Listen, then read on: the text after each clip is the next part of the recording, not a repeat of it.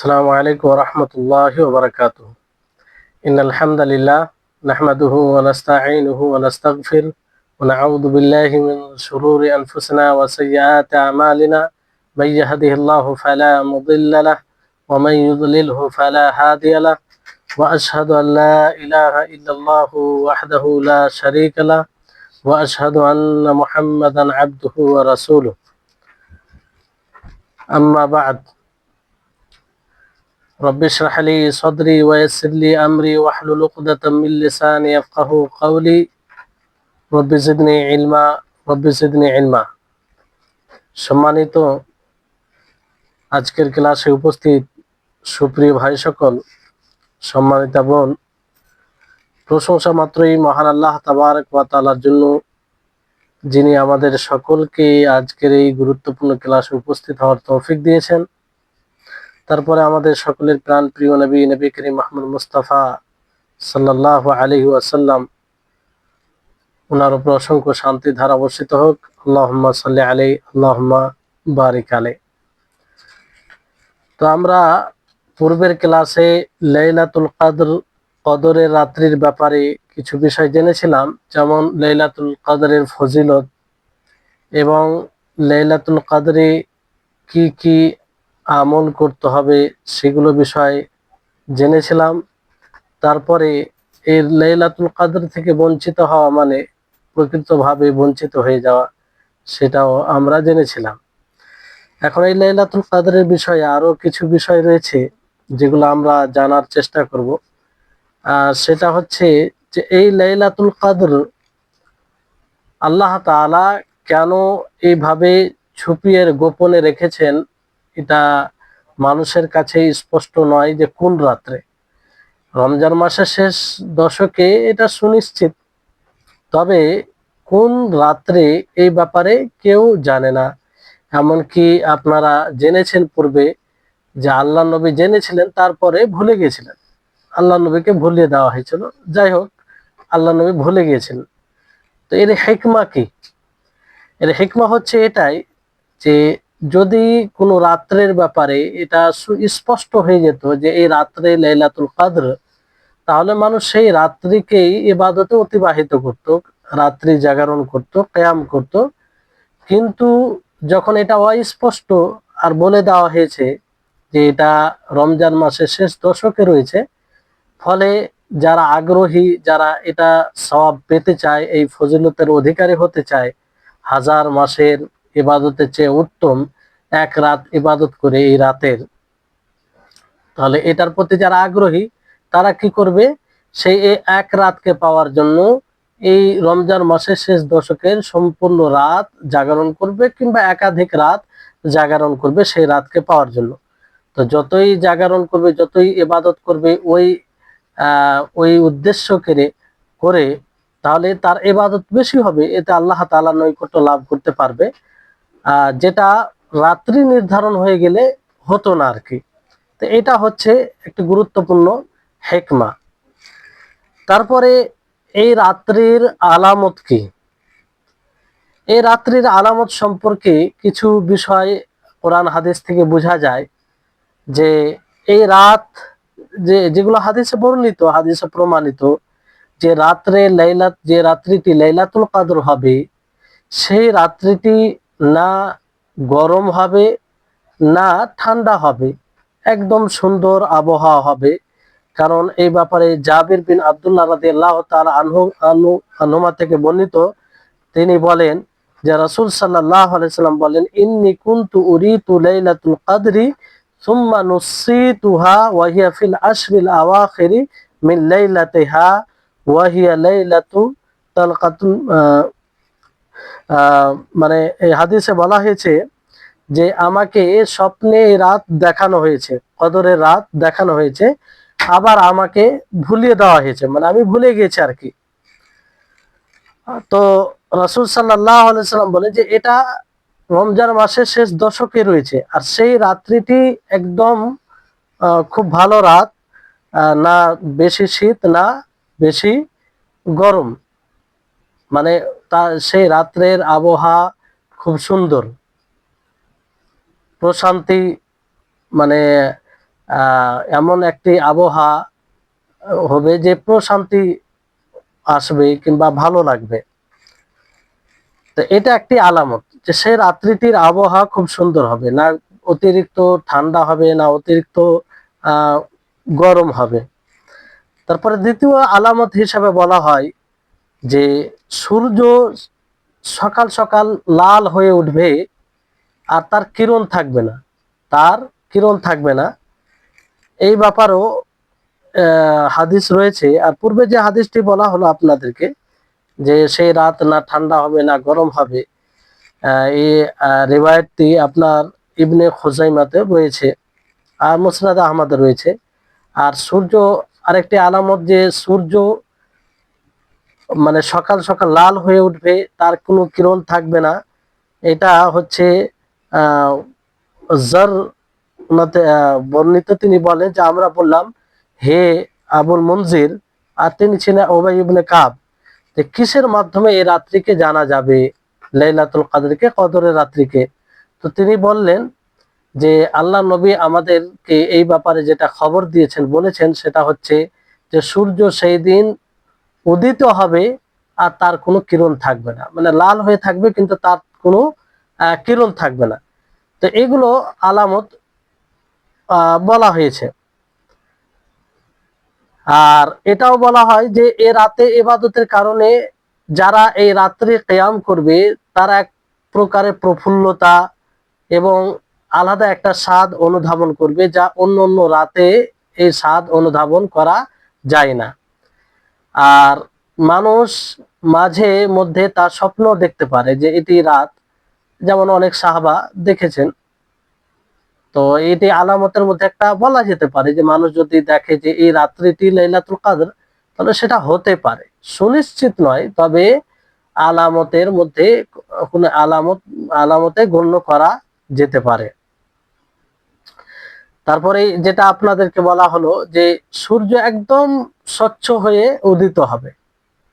হ্যাঁ, প্রাথমিক অবস্থায় তার কোনো কিরণ থাকবে না। কারণ উবাই ইবনে কাব তিনি এটাই বর্ণনা করেছেন যে সাবিহাতা লাইলাতুল কদরি তাতলু'উশ শামসু লা শুআআ লাহা কাআন্নাহা হাত্তা তারতাফিহা, যে সেই লাইলাতুল কদরের সকাল সূর্য উদিত হবে যে তার কোনো কিরণ থাকবে না, একদম স্বচ্ছ হয়ে উদিত হবে। এখানে আরেকটি বিষয় যে এই লাইলাতুল কদরের ব্যাপারে মানুষের মাঝে কিছু ধারণা আছে, বিভ্রান্তিকর ধারণা, যেগুলো সঠিক নয়। যেমন অনেকেই ধারণা এরকম রাখে যে সে রাত্রে গাছপালা স্বেচ্ছায় অবনত হয়ে যায়, মানে সাজদায় পড়ে যায়। এগুলো ভিত্তিহীন। তারপরে দালান কোঠা ঘুমিয়ে পড়ে, এগুলোর কোনো ভিত্তি নাই। লবণাক্ত পানিতে রূপান্তরিত হয়, কুকুর আওয়াজ দেওয়া বন্ধ করে দেয়, এই সকল ধারণার কোনো ভিত্তি নেই, এই সকল ধারণার কোনো ভিত্তি নেই। তাহলে এই বিষয়টি খেয়াল রাখতে হবে, মানে কোরআন ও হাদিস ছাড়া যেগুলো মানুষ বলে, যেগুলো মানুষ ধারণা করে, সেগুলো সঠিক নয়, সেগুলো বিশ্বাসও করা উচিত না, আর সেগুলো অন্যদের কাছে বলাও উচিত নয়, অন্যদের কাছে বলাও উচিত নয়। তাহলে এই হচ্ছে লাইলাতুল কদর। তারপর আরেকটি যেটা এর সাথে সম্পৃক্ত বিষয়, সেটা গুরুত্বপূর্ণ, যে এই আমরা জানলাম যে এই লাইলাতুল কদর রমজান মাসের শেষ দশকে, তবে কোন রাত্রিতে? এই রমজান মাসের শেষ দশকে, এই কোন রাত্রিতে? তো এই রাত্রির ব্যাপারে আরেকটি বিষয় যে নবী করিম মুহাম্মদ সাল্লাল্লাহু আলাইহি ওয়াসাল্লাম বিশেষভাবে রমজান মাসের শেষ দশকে খুব কঠোরভাবে পরিশ্রম করতেন, কঠোরভাবে পরিশ্রম করতেন, যা অন্য কোনো দশকে পরিশ্রম করতেন না। তো এই শেষ দশকেই লাইলাতুল কদর রয়েছে। আর অনেক রিওয়ায়াত থেকে এটা বোঝা যায় যে এই লাইলাতুল, যেমন এই ব্যাপারে যে এই লাইলাতুল কদর কোন রাত্রে রয়েছে, ওলামা বিদ্বানগণের মাঝে প্রায় 40টি উক্তি, 40টির অধিক মানে উক্তি রয়েছে। হাফিজ ইবনে হাজার রাহিমাহুল্লাহ তিনি বলেন 40-এর অধিক মতামত রয়েছে যে কোনটি লাইলাতুল কদর, কোনটি লাইলাতুল কদর। তো সর্বোত্তম যে রাত লাইলাতুল কদর বলে বিবেচিত হয় কিংবা বলা হয় যে প্রাধান্যপ্রাপ্ত মত, সেটা হচ্ছে বিজোড় রাত্রিতে। কোন রাত্রিতে? বিজোড় রাত্রিতে। আর সেই রাত্রি কিন্তু পরিবর্তন হতে থাকে, একই রাত্রে হয় প্রত্যেক বছর তা নয়। বিজোড় রাত্রিতে হলেও সেই রাত এক বিজোড় থেকে আরেক বিজোড়ে মানে সেটা পরিবর্তন হতে থাকে। নবী করিম মুহাম্মদ সাল্লাল্লাহু আলাইহি সাল্লাম তিনি স্পষ্ট বলেন যে তাহাররাউ লাইলাতুল কদরি ফিল উইতরি মিনাল আশরিল আওয়াখির মিন রমজান, যে তোমরা রমজান মাসের শেষ দশকে বেজোড় রাত্রিতে কদরের রাত্রি সন্ধান করো, কদরের রাত্রি সন্ধান করো। তাহলে বেজোড় রাত্রি কি? আপনার 21, 23, তারপরে 25, তারপরে 27, তারপরে 29, এগুলো কি বেজোড় রাত্রি। তো এই রাত্রির ব্যাপারে যেমন আরেকটি হাদিস রয়েছে, আবু সাঈদ খুদরি রাদিয়াল্লাহু তাআলা আনহু থেকে বর্ণিত, রাসূল সাল্লাল্লাহু আলাইহি সাল্লাম বলেন যে উরিতু হাদিহিল লাইলা সুম্মা উনসিতুহা ফাবতাগু ফিল আশরিল আওয়াখিরি ওয়াবতাগুহা ফি কুল্লি উইতরিন ওয়া কাদ রাআইতুনি আসজুদু ফি মাইন ওয়া তিনিন, যে আমাকে এই রাত দেখানো হয়েছে, তারপর আমি ভুলে গেছি। তো তোমরা কি করো? রমজান মাসের শেষ দশকে এই রাত্রি সন্ধান করো, আর প্রত্যেক ভিতরের রাত্রিতে। কিসের রাত্রিতে? ভিতরে বেজোড় রাত্রিতে। আর আমি দেখেছি যে তিনি বলে আমি স্বপ্নে দেখেছি যে আমি পানিতে এবং মাটিতে, কাদা মাটিতে সাজদা করছি। তো সেই রাত্রিতে কিন্তু বৃষ্টি হয়, আর মানুষ সেই নামাজের জায়গায় ছিলেন, যেতে পারেননি। আর সেই দিন ছিল 21 রাত, 21 রাত ছিল। তো বলা হয় যে রাসূল সাল্লাল্লাহু আলাইহি সাল্লামকে দেখা হয়েছে যে তিনার কপাল কাদা মাটি লেগেছিল ওনার কপালে। তো এটা একটা আলামত হিসাবে বলা যেতে পারে যে সেই দিন বৃষ্টি হবে, এরকম হবে।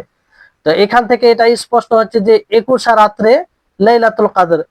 আবার অন্য রিওয়ায়াত রয়েছে, এই রিওয়ায়াতটি আপনার রয়েছে সহিহ বুখারী, সহিহ মুসলিম, মুত্তাফাক আলাইহি রিওয়ায়াত। অন্য রিওয়ায়াতে আল্লাহর নবী বলেছেন যে মানে আনাস আব্দুল্লাহ ইবনে উনাইস থেকে বর্ণিত, এক ব্যক্তি জিজ্ঞাসা করে, বলে যে ইয়া রাসূলুল্লাহি, হে আল্লাহর রাসূল, মাতা নালতামিসু হাদিহিল লাইলা আল মুবারাকা, যে আমরা এই মোবারক রাত্রিকে কোথায় মানে কখন তালাশ করব, সন্ধান করব। তো আল্লাহ নবী কি বলেন? ইলতামিসুহা হাদিহিল লাইলা 23, যে তোমরা 23 রাত্রিতে সন্ধান করবে। তাহলে এই রিওয়ায়াতে কি বোঝা যাচ্ছে? যে 23 রাত্রি মানে লাইলাতুল কদর। এই রিওয়ায়াতটি আপনার ইবনে খুযাইমা মুসনাদ আহমদে রয়েছে। তারপরে আব্দুল্লাহ ইবনে আব্বাস থেকে বর্ণিত, তিনি বলেন যে এটা আসলে 27 রাত্রে, লাইলাতুল কদর কোন রাত্রে? 27 রাত্রে। আর এটা মারফু হিসাবে ওবাই ইবনে কাব থেকে বর্ণিত। তো এই রিওয়ায়াত থেকে 27 রাত। আর এই রিওয়ায়াতটি আপনার এটাও ইবনে খুযাইমা, সহিহ ইবনে খুযাইমার রিওয়ায়াত। তারপরে মুআবিয়া বিন আবু সুফিয়ান থেকে বর্ণিত, তিনি বলেন রাসূল সাল্লাল্লাহু আলাইহি সাল্লাম বলেন ইলতামিসু লাইলাতাল কদরি ফি আখিরি লাইলাতিন, যে তোমরা কদরের রাত্রিকে সন্ধান করো শেষ রাত্রে, শেষ রাত্রে। তাহলে 29 রাত। তাহলে বিভিন্ন রিওয়ায়াতকে যদি একত্রিত করা যায়, তো দেখা যায় যে সব রাত্রেই লাইলাতুল কদর হওয়ার সম্ভাবনা রয়েছে। কারণ আপনি বিশেষভাবে যদি 21 রাত বলেন, তো 23 রাতের ব্যাপারে হাদিস রয়েছে। 23 রাতের ব্যাপারে যদি বলেন, তো অন্য 27 রাত্রির ব্যাপারে হাদিস রয়েছে। তারপরে আরো অন্য রাত, সব রাত্রির ব্যাপারে মানে হাদিস রয়েছে যে এই রাত্রে লাইলাতুল কদর হবে। তো এখন বিষয়টি কিভাবে মানে করা যাবে? কোন এক রাত্রিকে বিশেষভাবে বলা এই জন্য যায় না, বলা যায় না যে এই রাত্রে লাইলাতুল কদর হবে। তো আমরা এখানে এই বিষয়টি বোঝার চেষ্টা করব যে লাইলাতুল কদর শেষ দশকে, মেনে নিলাম যে লাইলাতুল কদর সম্মানের রাত্রি, যে রাত্রিতে আল্লাহ তাবারক ওয়া তাআলা কোরআনুল কারীম নাজিল করেছেন, সেই রাত্রি শেষ দশকে। আর এটা সুনিশ্চিত শেষ দশকে। তো শেষ দশকের বেজোড় রাত্রিতে, তো বেজোড় রাত্রি কোন কোন রাত্রি হয়? 21 রাত, 23 রাত, আর 25 রাত, 27 রাত, তারপরে 29 রাত। এই রাত্রি আবার ফের জোড় হয়ে যায় কোন দিক দিয়ে? যখন বাকি যেগুলো দিন রয়েছে, অবশিষ্ট দিন রয়েছে, সেই অবশিষ্ট দিন অনুযায়ী দেখা যায় তখন অনেক সময় যেগুলো আমরা বেজোড় রাত্রি মনে করি সেটা জোড়ে পরিণত হয়। যদি মাস 30 হয়, ভালো করে বুঝবেন, একদম সূক্ষ্ম বিষয়, ভালোভাবে না শুনলে বুঝতে পারবেন না। যে ধরুন আপনি 29 মাস মনে করেন, 29 মাস যদি হয় তাহলে আপনার বেজোড় রাত্রি 21 রাত, ঠিক আছে, নবম রাত্রি 21 রাত। যেমন আপনি এখান থেকে গণনা দেন যে আপনার বেজোড় রাত্রি কে 21 হচ্ছে, আর তারপরে 23 হচ্ছে, তারপর 25, তারপর 27, তারপর 29। জি, এইভাবে বেজোড় রাত্রি হচ্ছে। কিন্তু পূর্ণ মাস হতে গেলে, কারণ বাকি যেগুলো দিন আছে সেই হিসেবে আপনাকে দেখতে হবে। এই কথাটা বলার কারণ কি? এই কথাটা বলার কারণ হচ্ছে যে আল্লাহর নবী নিজেই বলেছেন যে তোমরা অবশিষ্ট নবম রাত্রিতে অথবা পঞ্চম রাত্রিতে অথবা সপ্তম রাত্রিতে কি করো? লাইলাতুল কদর সন্ধান করো। তো অবশিষ্ট বাকি নবম রাত্রিতে, তো বাকি নবম রাত্রি যদি আপনি দেখেন তো 29 মাস হিসাবে নবম রাত্রি একটা ভিন্ন হবে, আর 30 মাস হিসাবে নবম রাত্রি ভিন্ন হবে।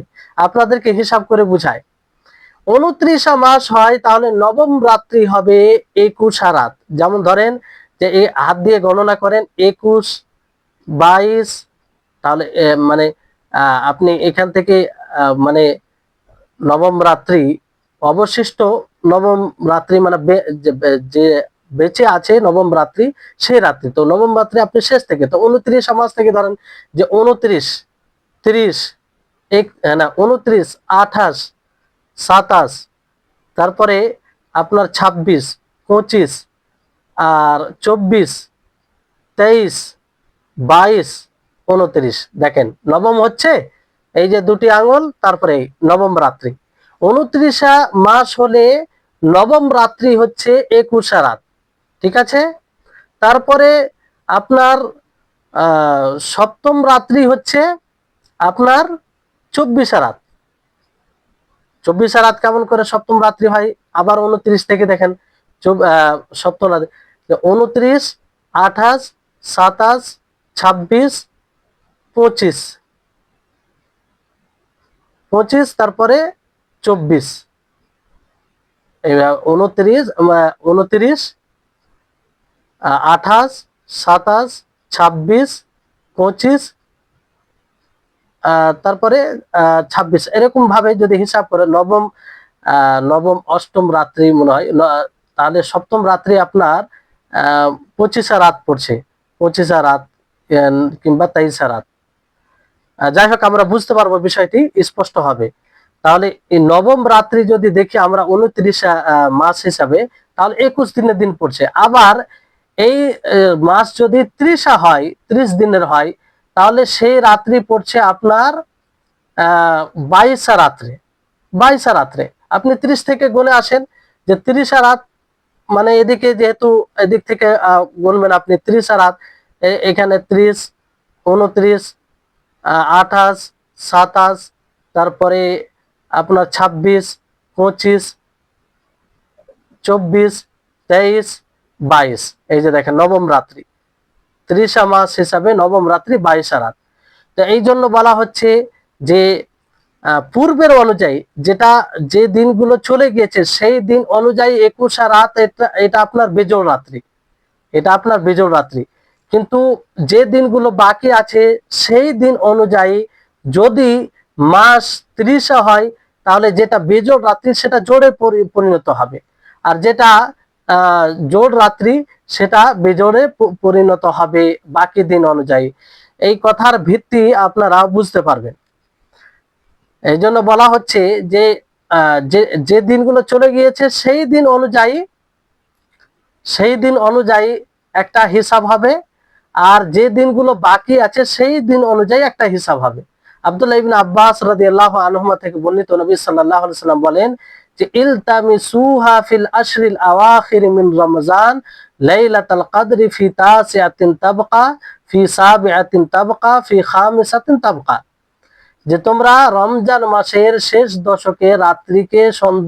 দশকে সন্ধান করো, কি লাইলাতুল কদর সম্মানের রাত্রি সন্ধান করো, অবশিষ্ট নবম রাত্রিতে, মানে বাকি নবম রাত্রিতে, তারপরে সপ্তম রাত্রিতে, পঞ্চম রাত্রিতে, এইভাবে আল্লাহ নবী বলেন। আর এই হাদিসটি সহিহ বুখারীর হাদিস। হাদিসটি কি? সহিহ বুখারীর হাদিস। তারপরে ইমাম মুসলিম রাহিমাহুল্লাহ তিনি আবু সাঈদ খুদরি রাদিয়াল্লাহু তাআলা আনহু থেকে বর্ণনা করেন যে ইতাকাফা রাসূলুল্লাহ সাল্লাল্লাহু আলাইহি ওয়াসাল্লাম আল আশরাল আওসাতা মিন রমজান, রাসূল সাল্লাল্লাহু আলাইহি ওয়াসাল্লাম রমজান মাসের মধ্য দশক ইতিকাফ করেন লাইলাতুল কদরে সন্ধান করার জন্য, সম্মানের রাত্রিকে পাওয়ার জন্য। তখন আল্লাহর নবীর জন্য স্পষ্ট হয়নি যে লাইলাতুল কদর শেষ দশকে রয়েছে, কিন্তু যখন স্পষ্ট হলো যে শেষ দশকে রয়েছে, তখন আল্লাহ নবী আবার তিনি রমজান মাসের শেষে তাবু টাঙ্গিয়ে আবার ইতিকাফ করেন, সন্ধান করেন। তো ওই জায়গায় এই ক্ষেত্রে আল্লাহ নবী বলেন যে ইয়া আইয়ুহান নাস, হে মানব মানব সম্প্রদায়, ইন্নাহা কানাত উবিনাত লি লাইলাতুল কদরি, যে আমার জন্য লাইলাতুল কদর কোন রাত্রিতে এটা স্পষ্ট করা হয়েছিল, কিন্তু আমি বের হই তোমাদেরকে বলার জন্য, যেটা পূর্বে বলা হয়েছিল এই অর্থে হাদিস। তো তিনি বলে যে আমি তোমাদেরকে বলার জন্য, খবর দেওয়ার জন্য বের হই। তো দুই মানুষ, দুই ব্যক্তি আপোষে তারা ঝগড়া করছিল, তাদের সাথে শয়তান ছিল। তো ফানুসিতুহা, আমাকে ভুলিয়ে দেওয়া হয়েছে, আমি ভুলে গেছি। তো তোমরা কি করো? ফালতামিসুহা ফিল আশরিল আওয়াখির মিন রমজান, তোমরা রমজান মাসের শেষ দশকে এটা সন্ধান করো। ইলতামিসুহা, তোমরা সন্ধান করো, ফিত্তাসিয়াতে, নবম রাত্রিতে, ওয়াসাবিআতে, কোন রাত্রিতে? সপ্তম রাত্রিতে, ওয়াল খামিসাতে, আর পঞ্চম রাত্রিতে। তো এখানে বলা হয় যে আবু সাঈদ খুদরি রাদিয়াল্লাহু তাআলা আনহুকে, যে হে আবু সাঈদ খুদরি, হে আবু সাঈদ, ইন্নাকু আ'লামু বিল আদাদ মিন্না, যে আপনি আমাদের চেয়ে বেশি সংখ্যাকে জানেন। তিনি বলেন হ্যাঁ, নাহানু আহাক্কু বিযালিকা মিনকুম, যে আমরা তোমাদের তুলনায় বেশি এটা জানি, স্বাভাবিক, যেহেতু নবী সাল্লাল্লাহু আলাইহি ওয়াসাল্লামের জীবদ্দশায় তিনারা আমল করেছেন, নবী সাল্লাল্লাহু আলাইহি ওয়াসাল্লামকে আমল করতে দেখেছেন। তারপরে বলেন যে মাত্তাসিয়া ওয়াস সাবি ওয়াল খামিসা, আল্লাহ নবী যে নবম রাত্রি, সপ্তম রাত্রি আর পঞ্চম রাত্রি বলেন, যে এই নবম রাত্রি, সপ্তম রাত্রি, পঞ্চম রাত্রি বলতে কোন রাত?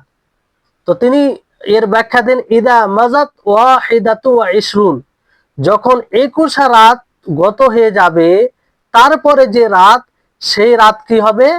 নবম রাত্রি। তাহলে বুঝলেন যে 22 রাত, ইনি নবম রাত্রি ব্যাখ্যা কি দিয়ে দিলেন? 22 রাত্রি দিয়ে, যে নবম রাত্রি হচ্ছে 21 রাত পার হয়ে 22 রাতকে নবম রাত্রি বলা হয়। তারপরে তিনি সপ্তম রাত্রির ব্যাপারে বললেন যে যখন 23 রাত পার হবে, কোন রাত পার হবে? 23 রাত পার হবে, তারপরে যে রাত আসবে অর্থাৎ 24 রাত, সেটা হবে সপ্তম রাত্রি।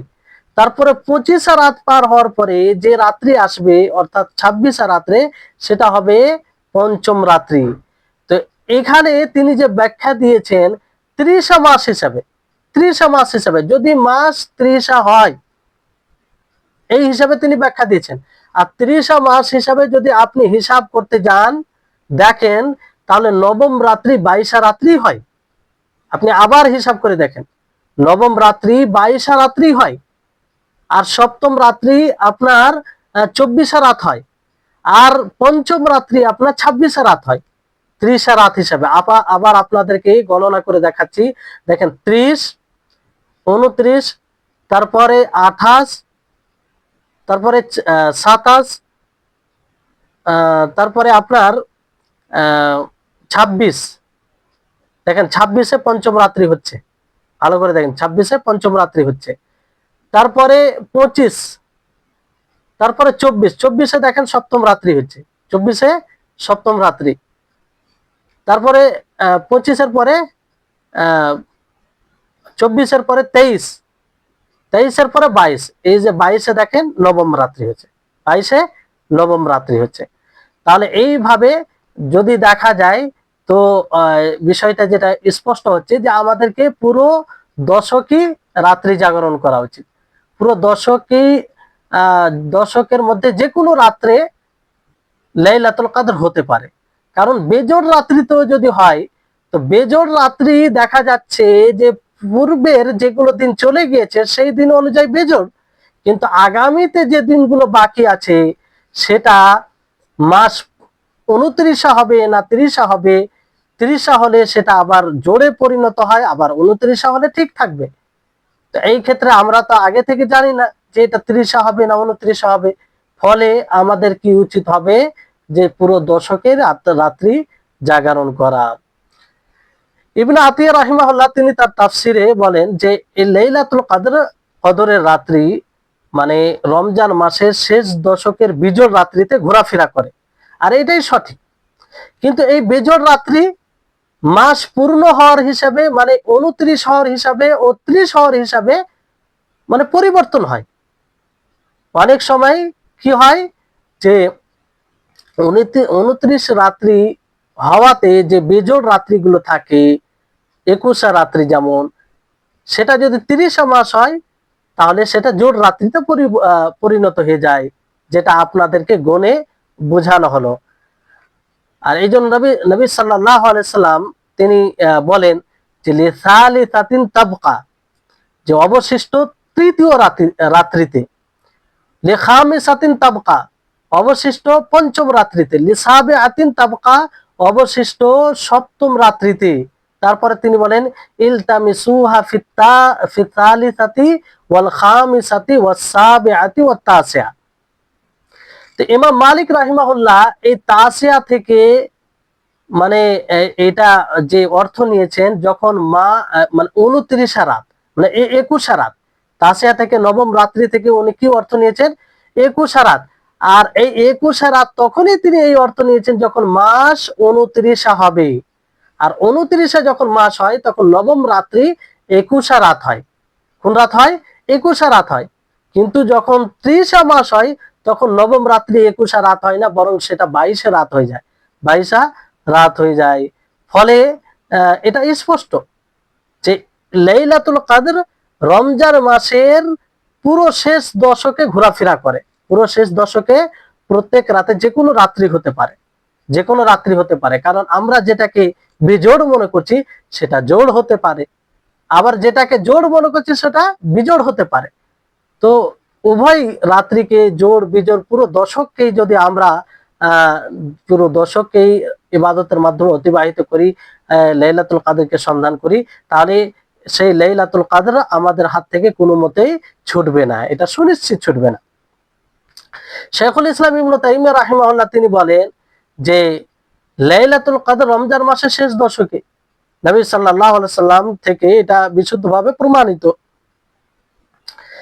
আর এটা বিজোড় রাত্রিতে, কোন রাত্রিতে বিজোড় রাত্রিতে। কিন্তু বিজোড় রাত্রি একটা অতীতের হিসাবে হয়, কিসের হিসাবে হয় অতীতের হিসাবে, মানে অতীতে যেগুলো মানে এক রমজান থেকে সেই হিসাবে একটা বিজোড় রাত্রি হয়। তো ওই হিসাবে বিজোড় রাত্রি কোন রাত্রিগুলো হবে 21, 23, 25, তারপরে 27, তারপরে 29, এগুলো বিজোড় রাত্রি হবে মানে পূর্বে অতীত অনুযায়ী। আর অবশিষ্ট দিন অনুযায়ী বিজোড় রাত্রি হয়। তো এটা আপনার পরিবর্তন মানে এটা নির্ভর করে যে মাস 30 হবে না 29 হবে। যদি 29 হয় তাহলে ঠিক আছে, আর যদি 30 হয় তাহলে কিন্তু বিজোড় রাত্রি আপনার কোন রাত্রি হয়ে যাচ্ছে, সেটা বিজোড় রাত্রি মানে জোড় রাত্রি তো হয়ে যাচ্ছে। তাহলে আশা করি আপনারা বুঝতে পারছেন, বিষয়টি বুঝতে পারছেন।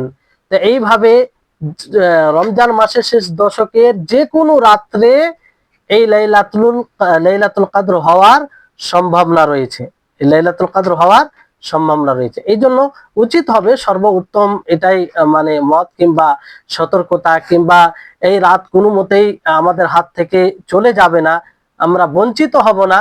যে যে পথ অবলম্বন করে এই রাত থেকে আমরা কোনো মতেই বঞ্চিত হব না, সেটা হচ্ছে যে রমজান মাসের পুরো দশকের রাত্রিতে লাইলাতুল কদরকে সন্ধান করা। শুধু বেজোড় রাত্রি আমরা যেটাকে বলছি সেই রাত্রিতে নয়, বরং পুরো দশককেই রাত্রি, পুরো একদম রাত্রি হিসেবে 21 রাত হিসেবে পুরো, কিংবা 20 মানে দশক, যেহেতু পুরো পুরো রাত্রিকে মানে পুরো দশকের রাত্রিতেই মানে এই রাতকে সন্ধান করতে হবে, এতেই বেশি সতর্কতা রয়েছে। জি, যদিও প্রাধান্য প্রাপ্ত মত এটাই বলে, বেশিরভাগ ওলামায়ে কেরাম এটাই বর্ণনা করে যে বিজোড় রাত্রিতে লাইলাতুল কদর রয়েছে, বেজোড় রাত্রিতে লাইলাতুল কদর রয়েছে। কিন্তু আপনাদেরকে সব রকম হাদিস বলা হলো, তারপর আপনারা নিজেরাই বিবেচনা করবেন যে একটু ধোঁয়াশা থেকেই যাচ্ছে বিষয়টি। যদি আমরা শুধু বেজোড় রাত্রি আমাদের অনুযায়ী, পূর্বের অনুযায়ী বেজোড় রাত্রি জাগরণ করি, সেই রাত্রিগুলোতেই লাইলাতুল কদর সন্ধান করি, আর জোর রাত্রিগুলো ছেড়ে দিই, তো বিষয়টিতে একটু ধোঁয়াশা থেকে যাচ্ছে। যেমন বললাম, আবু সাঈদ খুদরি রাদিয়াল্লাহু তাআলা আনহু তিনি কি ব্যাখ্যা দিয়েছেন? আল্লাহ নবী যে বলেন যে নবম রাত্রিতে, অবশিষ্ট নবম রাত্রিতে, পঞ্চম রাত্রিতে, সপ্তম রাত্রিতে লাইলাতুল কদরের সন্ধান করো। তো আবু সাঈদ খুদরি রাদিয়াল্লাহু তাআলা আনহু এই নবম রাত্রির ব্যাখ্যা দিয়েছেন কোন রাত্রি দ্বারা? এই নবম রাত্রি ব্যাখ্যা দিয়েছেন 22 রাত্রি দ্বারা। তারপরে সপ্তম রাত্রি ব্যাখ্যা দিয়েছেন 24 রাত্রি দ্বারা। তারপরে পঞ্চম রাত্রির ব্যাখ্যা দিয়েছেন 26 রাত্রি দ্বারা। অথচ আমরা পূর্বের অনুযায়ী যেটা করি সেটা নয়। তো মাস 29 হবে না 30 হবে, এটা তো আমরা পূর্বে থেকে জানি না, সুনিশ্চিত নয় যে এটা 29 হবে 30 হবে, সম্ভব না এটা বলা যেতে পারে, কিন্তু এটা সুনিশ্চিত নয়। ফলে রমজান মাসের শেষ দশকের পুরো রাত্রি জাগরণ করাতে আফিয়ত রয়েছে, মানে এতে কোনো প্রকারের ক্ষতি কিংবা কোনো জিনিস থেকে এর ফজিলত থেকে বঞ্চিত হওয়ার সম্ভাবনা নেই। তারপরে বিষয়টি, আরেকটি বিষয় এখানে যেটা আসে যে লাইলাতুল কদর এটা তো একটি রাত, ভিন্ন ভিন্ন রাত নয়। তো লাইলাতুল কদরের দেশ হিসাবে আলাদা আলাদা, মানে দেশ হিসাবে ভিন্ন হতে পারে, কারণ সব জায়গায় তো একদিনে সিয়াম হয় না, একদিনে চাঁদ দেখা দেয় না, আগে পিছু হয়, একদিন আগে পিছু হয়। তো লাইলাতুল কদর একটাই রাত্রে হবে, 2 রাত্রে তো হবে না। এই বিষয়ে আসল আমাদের কি ধারণা থাকা উচিত? দেখেন, কোন দেশে যদি বিজোড় রাত্রি হয়, তাহলে ওই বিজোড় রাত্রি আবার অন্য দেশে সেটা জোড় রাত্রি হতে পারে। কিন্তু এর মানে এটাও নয় যে লাইলাতুল কদর দুটো, লাইলাতুল কদরের সম্মানে রাত্রি দুটো, এর মানে এটাও নয়। বরং লাইলাতুল কদর একটি। আর এটাও অর্থ নয় যে একজন মানুষ এক দেশে লাইলাতুল কদর মানে সম্মানে রাত্রি সেটা জাগরণ করলো, ইবাদতে কাটালো, আবার অন্য দেশে গিয়ে সে রাত্রিকে পেয়ে যাবে 2 রাত্রি, এরকমটাও বিষয় নেই। বরং লাইলাতুল কদর একটি রাত, দুটি রাত নয়। তো যেমন ধরুন কোন লাইলাতুল কদর, একটা মেনে নিন যে লাইলাতুল কদর 27 রমজানে, এটা সুনিশ্চিত নয়, এটা মনে করিয়ে না যে সুনিশ্চিত ভাবে, মানে একটা মেনে নেন যে মানে 27 রাত্রি লাইলাতুল কদর। তো লাইলাতুল কদরের 27 রাত্রি মঙ্গলবার দিন ধরেন, তো অন্য দেশে সেটা বুধবার হবে। তো এখানে মানে লাইলাতুল কদর দুটো হবে তা নয়, একই রাত্রে হবে, একটি রাত্রে হবে। আর এই ক্ষেত্রে যদি আমরা পুরো দশকের রাত্রিতে সন্ধান করি, তাহলে যে কোনো রাত্রে হোক না কেন, যে কোনো দেশ অনুযায়ী হোক না কেন, সেই রাত্রি থেকে আমরা বঞ্চিত হব না, যদি আমরা পুরো দশকের রাত্রিতেই এই লাইলাতুল কদর সন্ধান করি তাহলে। আর যদি নিজের দেশ হিসাবে যেটা লাইলাতুল কদর মনে করছি, মানে বিজোড় রাত্রি লাইলাতুল কদর মনে করে আমরা সন্ধান করি আর অন্য রাতকে ছেড়ে দিই, তাহলে হতে পারে তার বিপরীত হতে পারে যে অন্য দেশ হিসেবে 27 রাত্রিতে লাইলাতুল কদর, অন্য দেশে হিসাবে 25 রাত্রিতে লাইলাতুল কদর, তাই এই হিসাবে বঞ্চিত হতে পারে মানুষ। তো যদি পুরো দশকের রাত্রিতে এই লাইলাতুল কদরকে সন্ধান করা হয়, সেটা যে কোনো দেশ হিসাবে হোক না কেন, তো এই লাইলাতুল কদর থেকে কোনো মতেই বঞ্চিত হবে না, কোনো মতেই বঞ্চিত হবে না। তো এই হচ্ছে বিষয়। তাহলে এই যতগুলো কথা আপনাদেরকে বলা হলো, এই পুরো কথার খোলাসা কিংবা নির্যাস হচ্ছে এটাই যে আমরা যদি রমজান মাসের শেষ দশকের সম্পূর্ণ রাত্রিতে লাইলাতুল কদর সন্ধান করি, তাহলে এতে লাইলাতুল কদর থেকে আমরা কোনো মতেই বঞ্চিত হব না। আর যদি আমরা অতীতের মানে দিন হিসাবে বেজোড় রাত্রিতে শুধু সন্ধান করি আর জোড় রাত্রিকে ছেড়ে দিই, তাহলে লাইলাতুল কদর থেকে বঞ্চিত হওয়ার সম্ভাবনা আছে। কারণ যে যে রাত্রিকে আমরা বেজোড় মনে করছি, যে রাত্রিগুলোকে, সেই রাত্রিগুলো আবার জোড়ও হতে পারে। কি করে? অবশিষ্ট দিন অনুযায়ী। আর অবশিষ্ট দিন অনুযায়ী যখন আমরা হিসাব করব, তখন দুই ভাবে হিসাব হতে পারে।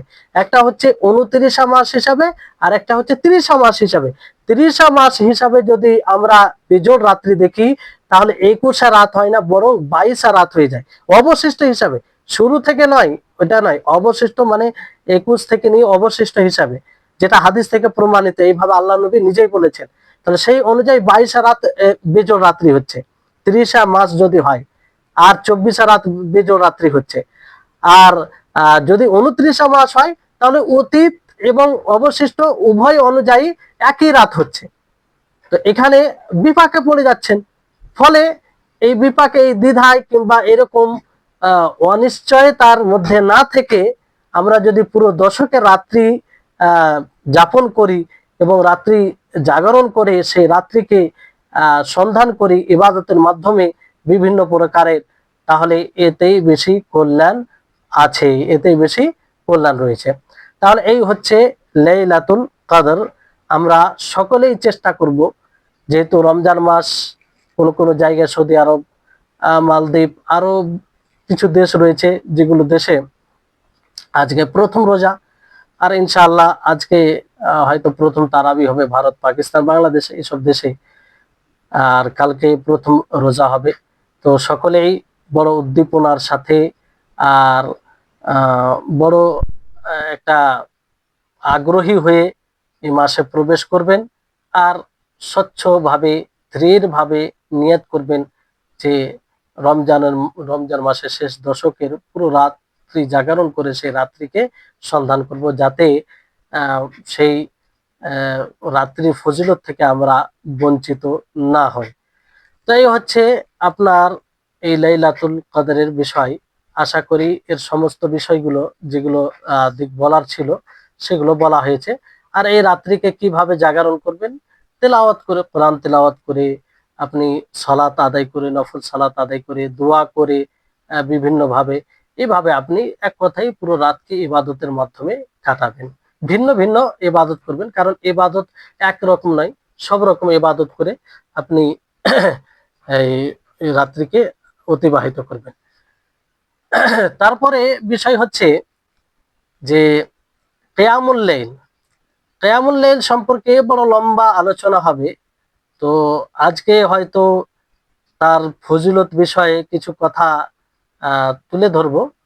এরপরও এর পুরো ক্লাসটি কিয়ামুল লাইল সম্পর্কেই হবে। কারণ এটি যেহেতু কিয়ামুল লাইল, একটা আম ভাবে কিয়ামুল লাইল, আর একটা রমজান মাসে তারাবি। তো যেহেতু আলোচনা হচ্ছে, আমরা পুরো ব্যাপারটাই, পুরো বিষয়টাই যেন আমাদের নিকটে সুস্পষ্ট থাকে। এর ফজিলত থেকে নিয়ে এটার পদ্ধতি কি, আর এই রাত্রির মানে এই কিয়ামুল লাইল এর অবস্থান শরীয়তে কতটা রয়েছে, এই ব্যাপারে আমরা জানার চেষ্টা করব। আপনাদের এখানে মাগরিব কত মিনিট সময় আছে?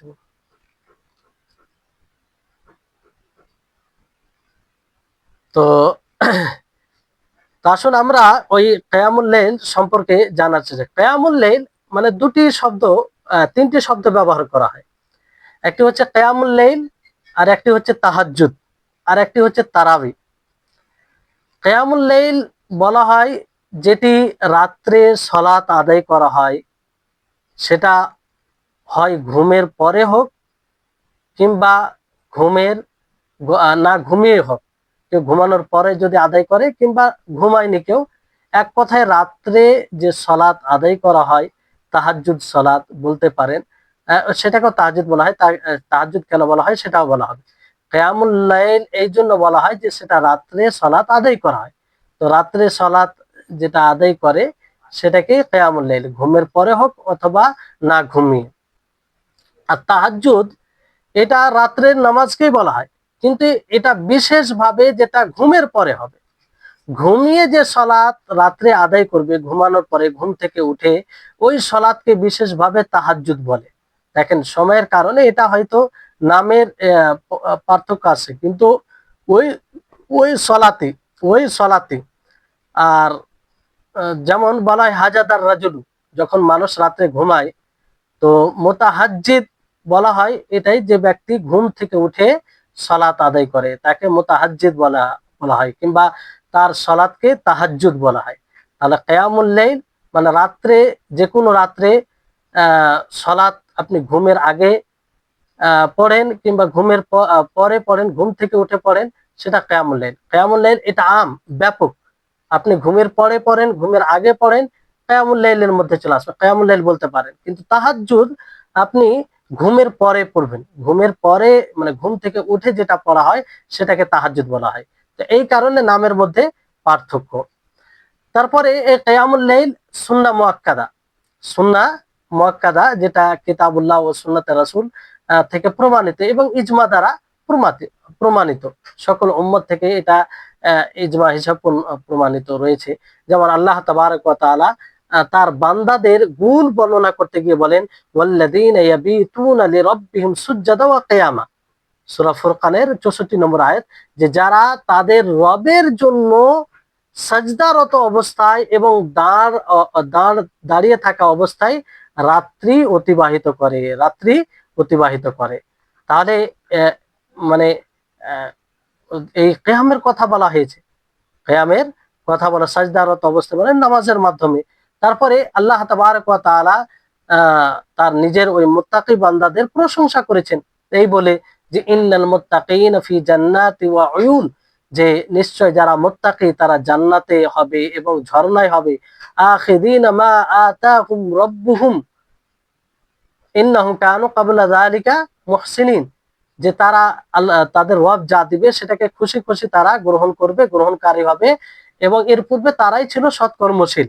কানু কালিলাম মিনাল লাইলি মা ইয়াহজাউন, তারা রাত্রে খুব কম মানে ঘুমায়। ওয়াবিল আসহারি হুম ইস্তাগফিরুন, এবং তারা সাহরির সময় কি করে, ইস্তেগফার করে, আল্লাহর কাছে ক্ষমা চায়। তো ওই সময় সালাত আদায়কারী যারা কম ঘুমায় তাদের আল্লাহ তাআলা প্রশংসা করছেন। তারপর আল্লাহ তাআলা এটি সূরা জারিয়াতের 15 থেকে 18 নম্বর আয়াতে, আল্লাহ তাআলা সূরা সাজদার 16 থেকে 17 নম্বর আয়াতে বলেন, তাতাজাফা জুনুবুহুম আনিল মাযাজি ইয়াদউনা রাব্বাহুম খাওফান ওয়া তামআ ওয়া মিম্মা রাযাকনাহুম ইউনফিকুন, যে তাদের পার্শ্ব তাদের বিছানা থেকে আলাদা বিচ্ছিন্ন, এবং তারা তাদের রবকে তাকে ভয় করে তার প্রতি আশা করে ডাক দেয়, দোয়া করে, আর আল্লাহ তাআলা যা তাদেরকে দিয়েছেন তা থেকে তারা খরচ করে। ফালা তা'লামু নাফসুম মা উখফিয়া লাহুম মিন কুররাতি আয়ুন জাযাআম বিমা কানু ইয়ামালুন, তো কোন নফস, কোন মানুষ জানে না যে তাদের জন্য কি ছুপিয়ে মানে এই যে যারা রাত্রে সালাত আদায় করে তাদের প্রতিদান আল্লাহ তাআলা যে কি ছুপিয়ে রেখেছে তারা কেউ জানে না, কোনো মানুষই জানে না, কোনো প্রাণী জানে না। আর সেটা তাদের চক্ষু শীতল হবে। আর এটা ছবিত বিষয়, জাযাআম বিমা কানু ইয়ামালুন, যা তারা আমল করেছে তার এটা বদলা হবে। তো এইভাবে আল্লাহ তাবারক ওয়া তাআলা তাদের প্রশংসা করেছেন। এরকম ভাবে সূরা জুমারের আয়াতে আল্লাহ তাআলা তাদের প্রশংসা করেছেন। জি, তাহলে এই রাত্রির ফজিলত কিংবা গুরুত্ব এখান থেকে আমরা বুঝতে পারি। হাদিসে এইভাবে আছে যে আফজালুস সিয়ামি বাদা রমজান, রমজানের পরে সর্বোত্তম সিয়াম রোজা হচ্ছে শাহরুল্লাহিল মুহাররম, মুহাররম মাসের সিয়াম। ওয়া আফজালুস সালাতি বাদাল ফারিজাতি সালাতুল লাইল, এবং 5 ওয়াক্তের সালাতের পরে, ফরজ সালাতের পরে সর্বোত্তম নফল সালাতের মধ্যে সেটা হচ্ছে রাত্রের নামাজ, রাত্রের নামাজ। অনেকেই বলেছেন যে রাত্রির নামাজ এটা ফরজ নামাজের পরে আমভাবে এটা ফজিলতের অধিকারী, কিছু ওলামাদের নিকটে এটাই। তবে সঠিক মত হচ্ছে এই ব্যাপারে এটাই, যে রাত্রির মানে আম নফলের মধ্যে রাত্রে যে তাহাজ্জুদ, কিয়ামুল লাইল, তারাবি বলেন, সেটা যে আদায় করা হয় এটা সবচেয়ে উত্তম। আম নফলের মধ্যে এটা সবচেয়ে উত্তম। আর সুন্নাহ মানে সুন্নাতে রাতিব ছাড়া, কারণ সুন্নাতে রাতিব আর বেশি গুরুত্ব, এর চেয়ে বেশি, মানে রাত্রে নামাজের চেয়ে বেশি গুরুত্ব সুন্নাতে রাতেবা। তাহলে হাদিসে যে বলা হয়েছে যে সবচেয়ে উত্তম নামাজ রাত্রে নামাজ, তাহলে এটা তো সাংঘর্ষিক হয়ে যাচ্ছে। তো সাংঘর্ষিকের বিষয় নাই, মানে রাত্রে নামাজকে উত্তম বলা হয়েছে আম নফল নামাজে, সুন্নাতে রাতিব ছাড়া। এবার সুন্নাতে রাতেবা এটা মানে সমস্ত সুন্নাতের উপরে এটা ফজিলতের অধিকারী রাখে, সমস্ত আম নফলের উপরে অধিকারী রাখে। আর রাত্রে রাত্রে সুন্নাহ, রাত্রে নফল দিনের নফলের চেয়ে বেশি ফজিলত, এতে সকল ওলামাই এটা বলেন। তারপরে আপনি যদি দিনে আল্লাহর নিকটে ইস্তেগফার করেন, কিংবা সাহারির সময় ছাড়া অন্য সময় ইস্তেগফার করেন, তো এই ইস্তেগফারের চেয়ে উত্তম কোন ইস্তেগফার হবে? সাহারির সময় যদি কেউ ইস্তেগফার করে আল্লাহর কাছে ক্ষমা চায়, মানে শেষ রাত্রে, তো শেষ রাত্রে যে আল্লাহর কাছে ক্ষমা চাইবে, এটা বেশি উত্তম হবে কেউ যদি দিনে ইস্তেগফার করে, কিংবা রাত্রের প্রথম অংশে ইস্তেগফার করে, কিংবা রাত্রের মধ্য অংশে ইস্তেগফার করে। এটা চেয়ে উত্তম কোনটা হবে? যে রাত্রের শেষ অংশে ইস্তেগফার করবে সাহারির সময়। এই হচ্ছে বিষয়, তো কোনো সাংঘর্ষিক বিষয় নয়। তারপর এই কিয়ামুল লাইল, যারা এই কিয়ামুল লাইল করে, এটা জান্নাতে নিয়ে যাওয়ার একটি অন্যতম আমল। আর এর দ্বারা সম্মান মর্যাদা বৃদ্ধি পায়, সম্মান মর্যাদা বৃদ্ধি পায়। যেমন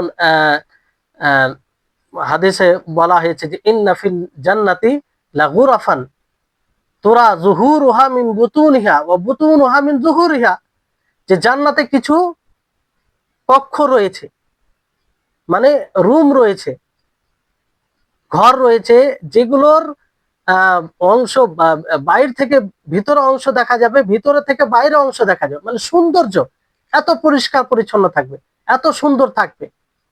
কাদের জন্য? আল্লাহ নবী বলেন লিমান আতাবাল কালামা, যারা কথা সুন্দরভাবে বলে, কথা দ্বারা অন্য কাউকে কষ্ট দেয় না, ওয়া আতামা তাআমা, এবং খাবার খাওয়ায় মানুষকে, ওয়া আদামা সিয়ামা, এবং সিয়াম সাধনা করে, অনবরত ভাবে সিয়াম সাধনা করে, সবসময় ফরজ সিয়াম, তারপরে নফল এগুলো, ওয়া সাল্লা লিল্লাহি বিল্লাইলি ওয়ান নাসু নিয়াম, এবং আল্লাহর সন্তুষ্টির উদ্দেশ্যে রাত্রে সালাত আদায় করে যখন মানুষ ঘুমায়, যখন মানুষ ঘুমায়। তাহলে এদের জন্য জান্নাতে এরকম নিয়ামত রয়েছে।